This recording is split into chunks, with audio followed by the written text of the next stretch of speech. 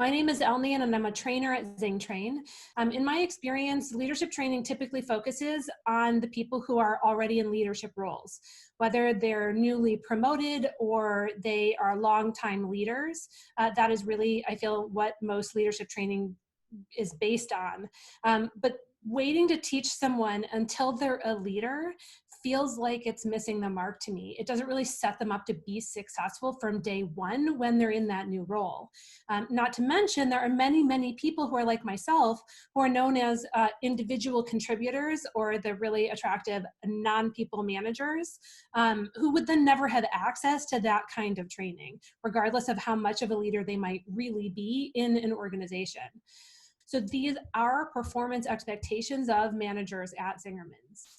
And of course, anyone can use these 6 elements. You don't have to be a leader to provide vision, to give great service to staff or each other. You don't need to be a formal leader to act in an ethical manner, to learn and teach, to help staff succeed, or to say thanks.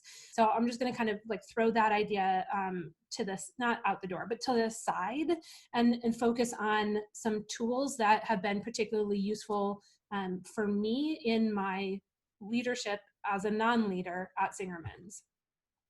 So the first tool I want to share with you is this idea of step up and step back. And the basic fundamental idea of this is that if you are someone who is not at all shy, can get your voice in the room, is kind of a frequent contributor, asking that person explicitly to take a step back and leave room for other people to share their thoughts, their ideas, their opinions.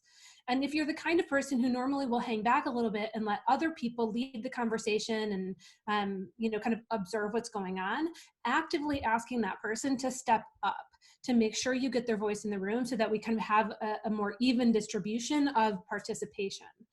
And it's not always useful or appropriate for everyone to be a leader all the time.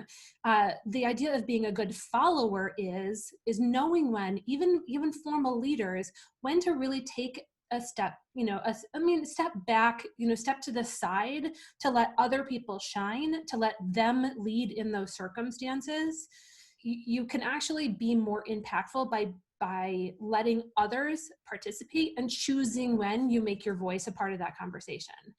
The second tool is to listen a lot. And I think a lot of people will talk about active listening and they don't always really clearly define what that means. So how we define active listening is that you are listening with generosity, you're listening for context, you are not waiting for your turn to talk, right? So it's trying to turn off the inner monologue, right? The like jumping ahead to the next point in the conversation and just really honing in and narrowing down and listening to what the other person is saying. So I think that like this tool of listening is an important one. The next tool I'm going to share is one of my favorites, go direct. But going direct, it's tools for handling interpersonal conflict at work. So it can be really hard, it can be really toxic to have those kind of grumbly conversations that we have with coworkers. And I'm going to be honest with you. I mean, so going direct and having what we call courageous conversations are part of our culture at Zingerman's. Does it mean that it happens 100% of the time? Absolutely not. The idea here, though, is that by having this be a part of our language and part of our conversation, we are more likely to have those productive conversations than we are just to go to one of our coworkers and be like, oh my gosh, you won't believe what so-and-so did yesterday.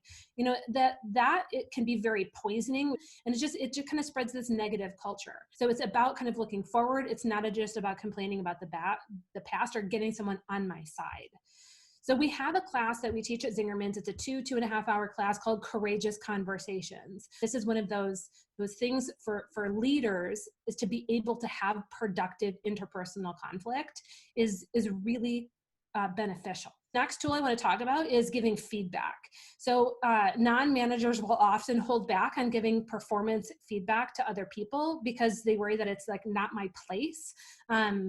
But often what happens is they're seeing things, they're making observations that the manager isn't seeing or they're not exposed to. Or, sometimes I'm the one who's training a coworker, and it is 100% appropriate for me to be the one that gives that feedback. Here, we're talking about kind of outside of the training context, something I overheard or observed, or something that I think will benefit the other person. Specifically, ask first if the feedback is welcomed. Most of the time, I will, if the person is not open to the feedback or they're not ready to receive it, I will not give it to them unless it's something that's really important about like safety, or, it's something that's not congruent with the way that we operate. But I want to share things in a way that's going to be best heard by the other person. So phrasing things kind of carefully and kindly, keeping feedback limited to behavior, not their attitude. I want to be able to frame things in a way that they will be the most receptive to hearing it. The other part of this is to really think hard about your intentions for giving the feedback. Like the times when it's uncomfortable and you feel like you should give the person feedback, is not giving them the feedback going to be damaging to the other person? So an individual's energy can have a huge impact on the people around them. You could be like this guy, kind of like a human Eeyore there, right? Like no one wants to see that guy walking in the door to work. Or you could be this guy. I love this guy. It makes me smile every time I see this GIF, right? This is someone who seems like they just radiate positive energy. I feel like it'd be real fun to see that person walking in the door.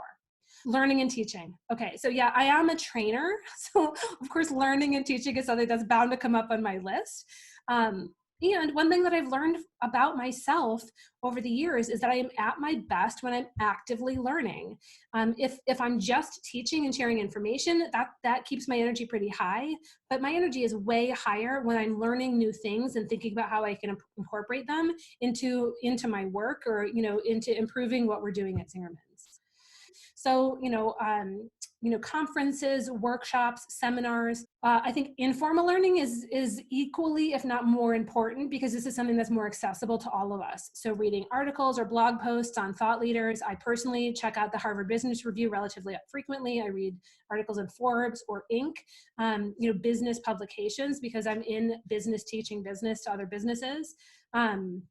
And I would say it's not enough just to do the learning and to benefit yourself. You also want to think about working with that abundance mentality, and how are you going to share with other people, incorporating and improving your own work and your own systems. How do you help lift other people up as well? So I've covered these six, and as I mentioned, they're my top 5 or top 6. We have a ton of resources on our website under the library. Those are all for free. And we have other, virtual workshops that we've started doing. So, there are access to kind of deeper dives in some of this content, in both a free and a more formal paid format. If you have questions, please do reach out to us. ZingTrain@zingermans.com is kind of the fastest way to get, maybe not me, but one of my colleagues. We're all monitoring that inbox and ready to help.